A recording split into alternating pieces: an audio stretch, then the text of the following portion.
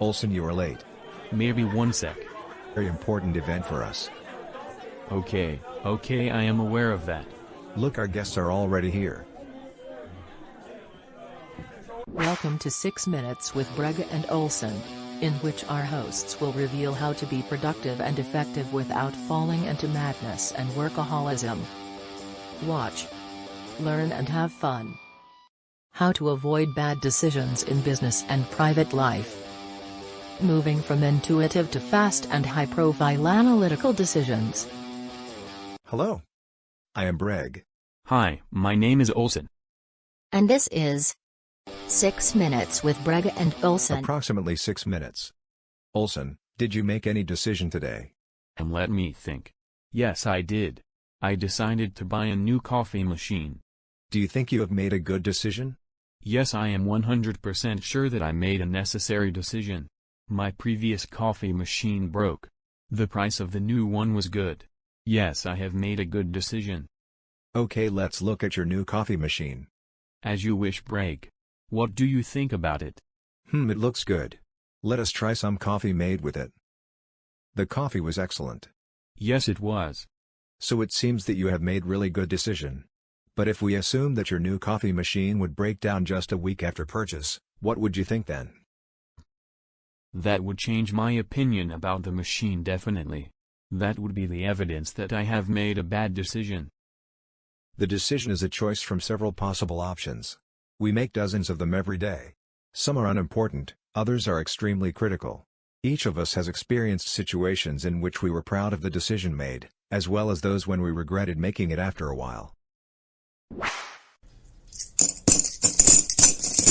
As you can see today, we have spent some time in library. We were looking for good stories that can tell us about making critical decisions. There are a lot of stories about making big decisions. We have chosen 2 of them that could be interesting for you guys. My favorite one is about the Beatles and Dick Rowe. January 1, 1962, an unknown at the time band the Beatles, finished a trial recording at Decca Studios in London. They've recorded 18 songs. The person responsible for making the decisions whether Decca Studios would sign the Beatles was Dick Rowe. Dick Rowe, in his career, has signed many bands with later famous artists. However, this time he decides he will not sign the Beatles to his label. He claims that guitar music has ended. John, Paul, George and Ringo eventually sign with EMI. It is estimated that the Beatles up to 1967 have earned over $38 million.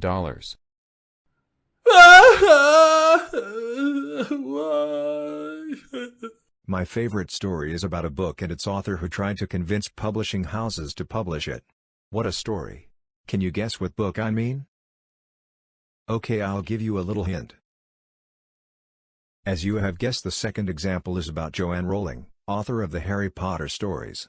Her first novel about a young wizard is rejected by 12 major publishing houses. The decision to publish Harry Potter and the Philosopher's Stone is made in 1997 by the Bloomsbury Publishing House led by Nigel Newton. The Harry Potter stories captured the imaginations of children and adults at a dizzying pace. To date, the revenues from the books, movies, and industry surrounding this story are estimated at billions of dollars. Dick Rowe and Nigel Newton made 2 different decisions. Could Dick Rowe have avoided the mistake? Would he analyze more closely today? Especially that he probably had a lot of time to make it. When we have time to make a decision, let's use it effectively. However, there are times when we have to make decisions under time pressure. Or we think that we are under pressure of some kind. Whatever. How to make the right professional and private decisions, avoiding basic mistakes in this process. Irrational decisions, logical but wrong decisions, suboptimal choices. How to make the right decisions.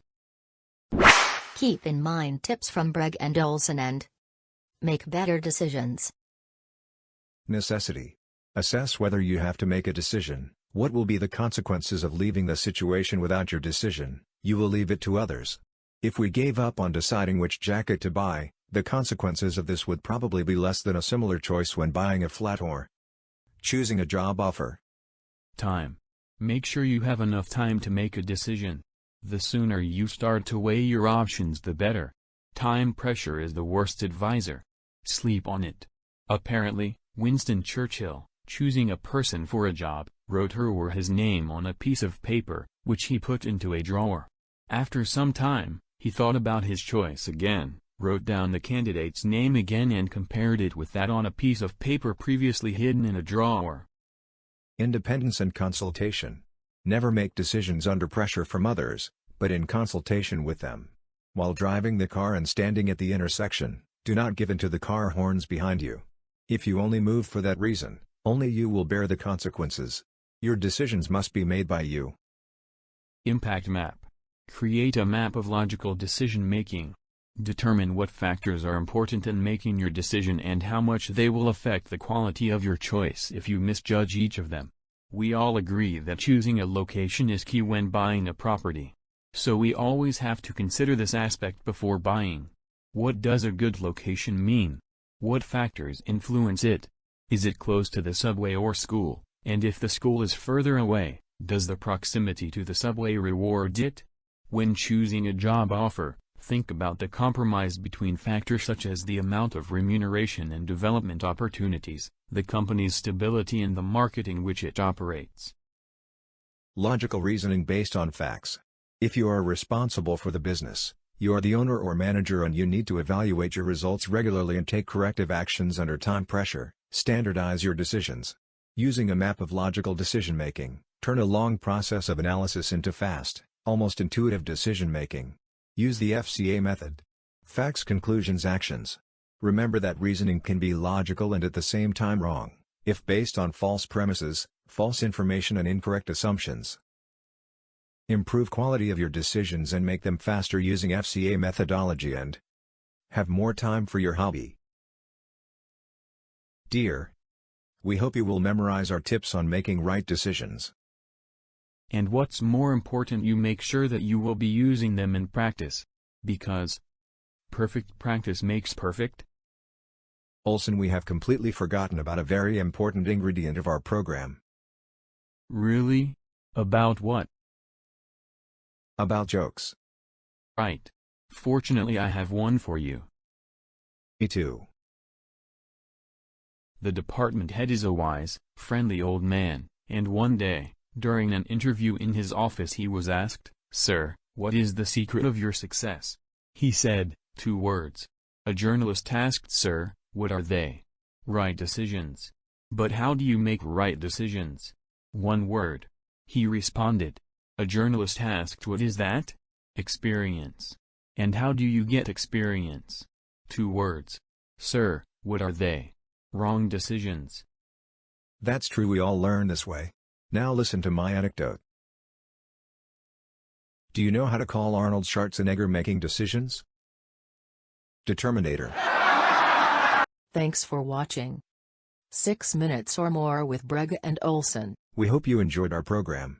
Click subscribe button to make sure that you will be notified about all our upcoming episodes. Keep practicing what you have learned. Remember, perfect practice makes perfect. We are looking forward to see you again. See you soon. And you've been watching 6 Minutes, or a Little More, with Brega and Olson.